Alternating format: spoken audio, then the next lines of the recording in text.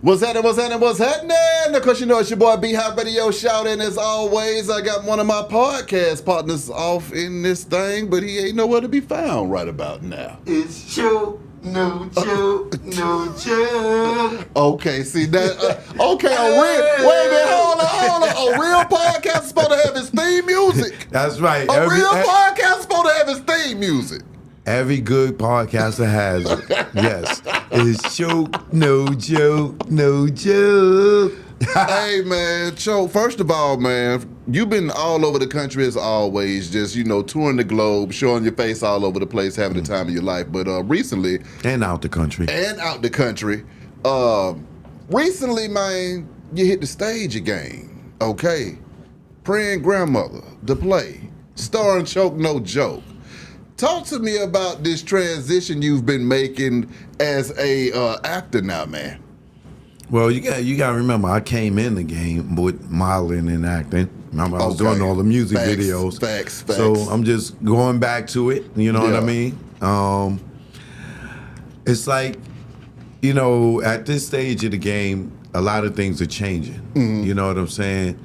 I'm getting older. Yeah. There's a lot of things that I wanted to accomplish, or things that I started that I didn't, really get to get my thing off with, like acting. Okay. So it's like I saw one of these things on Instagram or TikTok, a motivational video, and the guy was like, life expectancy for the average person is like 75, right? So, and he's like, if you're in your 50s, what are you doing? You're wasting time. You only got 20-something left. What do you want to do? And I'm like, whoa.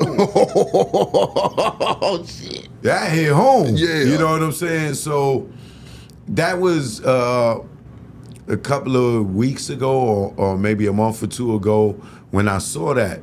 And it really hit me hard. Yeah. You know what I'm saying? And going into the new year, hearing that. So, I feel that. I already have been, sowing my royal oats and roots and all types of different things. And, I put my hat in different rings. Yeah. You know what I'm saying? So I already been doing that, but that just put a fire under me. Okay. To, really get out here and do all the stuff that I want. So, I did the other play. What was that one called? It'll come to me in a second. I think last year. Yeah. And I felt like, I got to stay sharp with the plays. Yeah. You know what I'm saying? Because I want to go out there and do like the New Jack City play or the Jason Lyrics or there's a lot of black plays out there. Yeah. Not just black plays, but there's a lot of plays that's going on that I want to get involved with. So for them to know that I could do it, they got to see it. You know what, Choke? I'm going to cut you off right now because I know why you're doing all these plays. Why? For the women. See, no, I'm not going to let you slide, Choke, because, see, you love to act like you're doing all of this stuff because you're just trying to find yourself, explore yourself, having fun. But I know the real Choke No Joke. You just get out there because, the women go to the stage plays, you want to get on the stage, and you try to take something home. Shout out to all the ladies that came out to the Praying Grandma. It was a lot of beautiful ladies there, and they was giving that, you did so well. Yeah, see, I already knew I was thinking about you did great. Yes, Choke. that's a good feeling, bro. Yeah, I know it. Because, the fellas don't really come out to the play unless they taking they ladies. They ladies out. So I do have a nice female family. I'm a single man. Why not? I don't blame that. I don't blame that. So... and that's another thing, man. I've learned through prior relationships, don't get me wrong, fellas, all you married men out there, some of y'all did find the right women. Some of y'all did, get the pick of the litter, as they would say.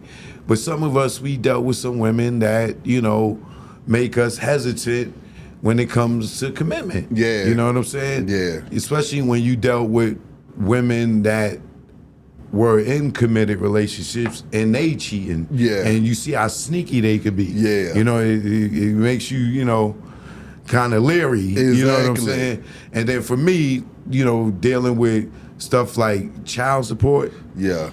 I'm never gonna have the government in my relationships again.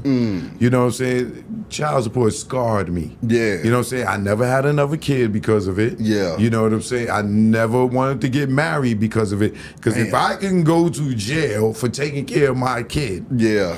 you know what I'm saying? And they never even went and did a wellness check on this kid. They didn't go see what was going on with this kid. Yeah. Nothing. They just telling me what to do. I can't imagine me trying to get out of a relationship that did not work and it just be a smooth transition. Exactly. So, you know, and these going back to what the guy said, you only have but so much time left.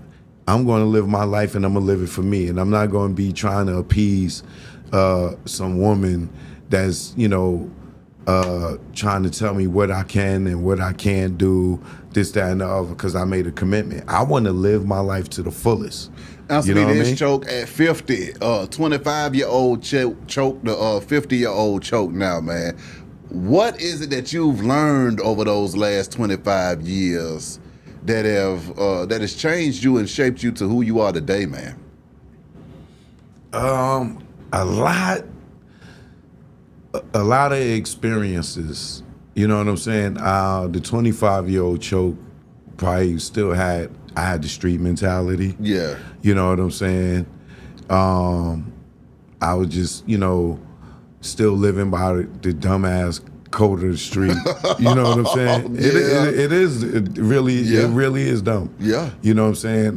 This is why a lot of guilty people are walking amongst us and more people get hurt in life because, you know, as black people, we told to say, oh, we didn't see nothing. Yeah. The whole fucking neighborhood standing outside seeing somebody kill somebody. Exactly. The police come walking through trying to get statements. Did you see anything? I didn't see nothing. See that? I didn't see nothing. And you just going to keep letting these criminals live amongst us.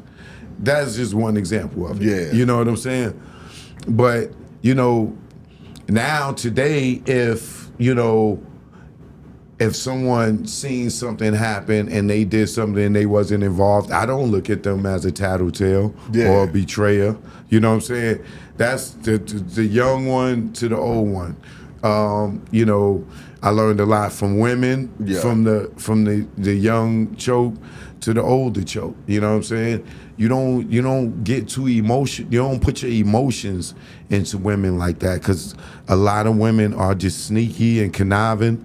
You know what I'm saying? They are the good ones. Yeah. You know what I'm saying? But the other ones give them a reputation. The other women a bad rep. Yeah. You know what I'm saying? And I learned from women that are players, Yeah. you know, about women. You know what I'm saying? So the young choke that would have fell in love with a gold digger, today choke could spy up from a mile away. Yeah. You know what I'm saying? Okay, now I got another good one though for you. 25 years in this industry, because see, now you're seeing a lot of stuff coming full damn circle now, sir. Yeah, I got 30 years. Yeah, 30 years. So, okay, coming in, seeing the game how it was, and seeing the game where it's at now. It's so many different slices that I could put it. So it's like, okay, you come in, you see Jay-Z, Dame, Diddy, where they were at then. You see where they're at now. You see where CDs, tapes, and digital and streaming now. You see where some people might have been interns and now they might be big wigs now. Some people that should have been the greatest of all time didn't even survive 3 to 5 years in the game. How has all of that, how do you reconcile all of that in your mind? All right. Choke. Well, you're going to have to go by them one by one. Yeah. I'm going to try to see if I remembered everything that you said. The first one was what? Oh, Dame, Jay, and Diddy. Seeing them 25 years, 30 years ago, seeing them today. I actually seen all of their starts. You know what I'm saying? I remember Jay and them riding around, you know, in the the 300 Benz with the Rockefeller on it. You know, it was a kid from our projects that used to work for them. I think his name was Tweety. And he used to, you know, I remember him bringing the car up there when they first started, you know, and not even knowing them then. Me shooting Jay at the tunnel, Diddy at the tunnel. Me shooting, you know, them, you know, going through the industry, you know, me doing music videos with Diddy, like Hate Me Now, what you call it, with Nas. You know, I seen them, I remember when Diddy, Bad Boy was in the Uptown office. My God. That nigga, he just had a cubicle in the Uptown office. It say Uptown on the wall. Yeah. And dudes is in the cubicle answering the phone. Bad Boy. Yeah. He ain't even have an office yet. You get what I'm saying? So I seen the elevation, or The evolution. the evolution. Thank you. I seen the evolution of Diddy. I seen the evolution of Jay. I seen the evolution of Dame. I seen when Dame had so much money, he just effed it off. He had to pop tags every day. He couldn't wear the same clothes twice. You know what I'm saying? Now he probably wearing the same drawers 3 days in a row. You know what I mean? But it's interesting to see to where they what the money made them. You know what I'm saying? When they didn't have it to when they got it, to becoming arrogant and cocky, to now Diddy in the jail cell. You know what I'm saying? You see where money does to people. You know what I'm saying? You know, Dame is the epitome of ball till you fall, right? Yeah. Jay, you know, is now in a situation where, you know, he is looking to be in a position of Diddy. But for them all outside of Dame, Jay and Diddy, in my opinion, joined a cult that gave them the power to be above everybody else. And that same cult is now seen to be getting taken down by the powers that's above the cult. So that's how I feel about them. Next, you know, how I feel about how the industry has changed and it's changing, I feel like we at the end of the gatekeeper era. Okay, break that down then, because that was a long era, sir. Very long.